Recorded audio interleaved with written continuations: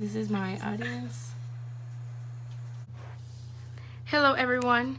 For today, for my persuasive speech, I'm going to be talking about why plastic bags should be banned from grocery stores. So let's start by saying, what are plastic bags, right? And why are they so common in our society?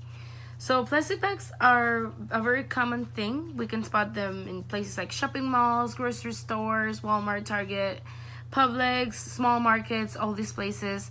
But have you ever stopped and thought, what are they actually made of? What are the materials of it? Where do they go after we use them, and why are they so many? Where do they come from? Are they unlimited? All these questions can be answered, but it's important to say that plastic bags are very dangerous but convenient artifacts in our society. Today my job is going to be to explain you and support why they should be banned from grocery stores and why are they so damaging to our nature. Now let's start with the simple facts. What are plastic bags actually made of? So according to the Chicago Reader, plastic bags are usually made of number 2 polyethylene and number 4 polyethylene. Now this might seem a little confusing, but I'm going to break it down for you. So these components that are used in plastic bags are also used in plastic materials that we can easily find in our house, like kitchen tools, milk jugs, plastic ware, and all these things. And you would think that they're easily degradable or they just vanish into thin air, but this is actually not the case.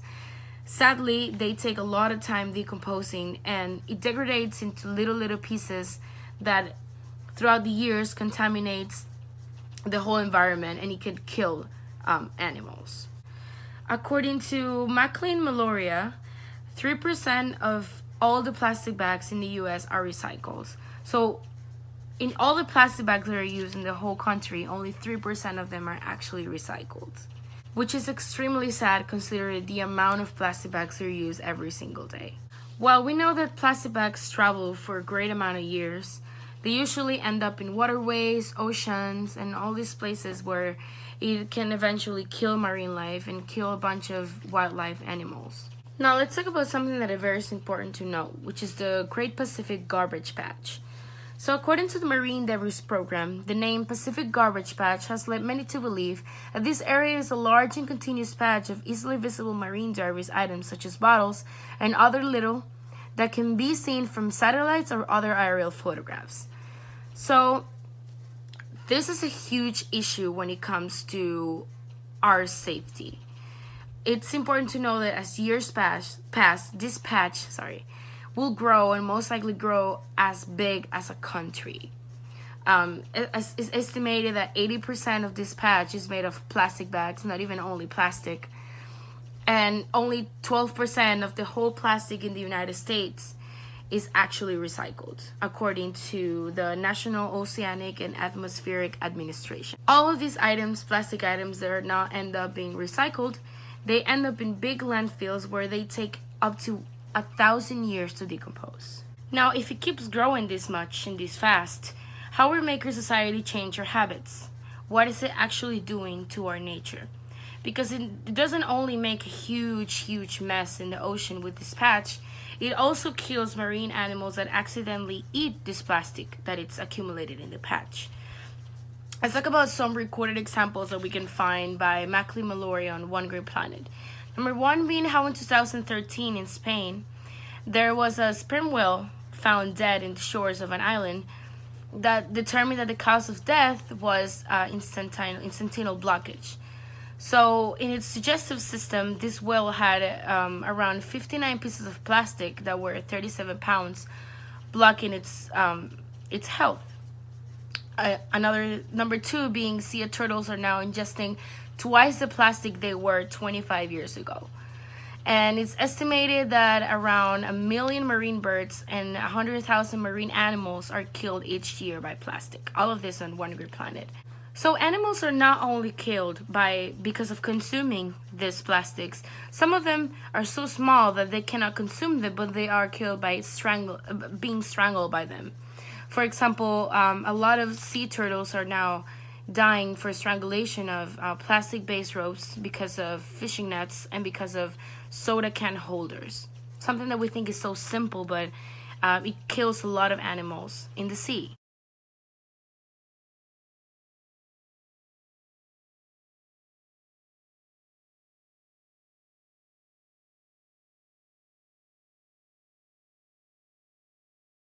It is important to know that it doesn't only kill these animals by these two ways, which would be strangling them or by consuming of it, but it also alters their genetics.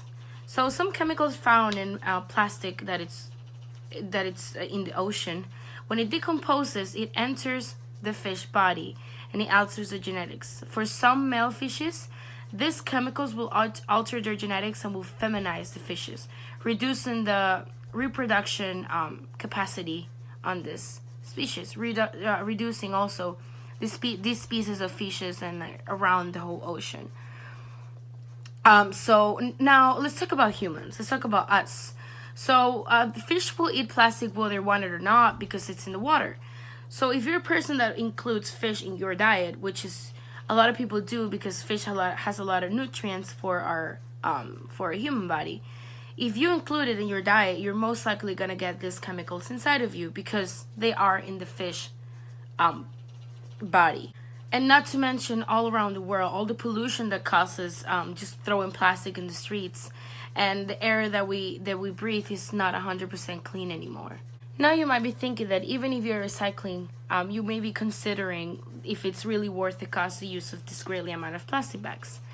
It is indeed a greatly and like a very big convenience, plastic bags, but considering the lifetime of a plastic bag is around 12 minutes, and after that it just goes to the world and kills all these marine animals, we can perhaps find a reusable source that we can give it a longer lifetime. For example, we can have reusable bags. If we go to onebagatatime.com, we can find information about the 2007 San Francisco bag ban. So San Francisco was the first place in the United States of America that we can see they took action of pollution when it comes to plastic bags and plastic in general. So they recorded an improvement on pollution when it comes to plastic bags, and there was a drop in use from around 70% to 90% effectiveness. Now, like San Francisco is doing it, it's important to understand that if they can do it, we can all do it together. And even though this is Florida, we have to implement this in the whole United States. So now that we know the great damage that plastic bags cause in our society, it is important to understand a society without plastic bags, and how we're so used to it, how everything's around them. So now we have to look for alternatives. We can't just strictly eliminate the idea of a bag where we can carry our stuff. So a couple alternatives are bags that are not necessarily plastic. We can talk about machine washable material and cotton t-shirt bags, for example. It is important to understand, and this is one of the things that I want to translate the most, that we have to start with ourselves. We can't just expect that everybody else is going to start doing it, then we're going to follow. If we're going to start, we need to start with ourselves. It is important to understand that the world is our home, and this is our only home. We don't, as far as we know, there's no other planet that we can just jump to and just pretend that nothing happened. The pollution is not there anymore. There's only one world, one planet Earth for us where we live in, and we have to take care of it because we, as a human species, we want to stay here as long as we can. Most of us might have a dependence on plastic, and we don't even know. Just grabbing small things of plastic that we have at home, or like just getting a lot of, for example, water bottles. So if you stop using a water bottle, and then you can get your own big hard plastic that you can reuse for a long time, instead of just throwing away plastic bottles. Instead of using plastic bags, which is a topic that I want to introduce the most, because 80% of this huge, for example, Pacific patch is made of plastic bags, as well as how only 3% of the bags are actually recycled. And if you think about how many there are only in our Walmart, for example, probably not even 1% of them are going to end up being recycled. Now we have to work as a team on learning how to be independent from plastic, and how to learn new ways to increment the avoidance of plastic in our lives, and start having some empathy for our fellow marine life in the ocean, and starting implementing this new futuristic way of thinking to our humanity. We can start being better people. We can start caring about our environment, because as I said, it is our home, it is our only home, and we have to think as the marine life as our brothers and sisters, and they are part of our family, and we all have to take care of each other. Thank you for listening, and I really hope this message came across. Thank you.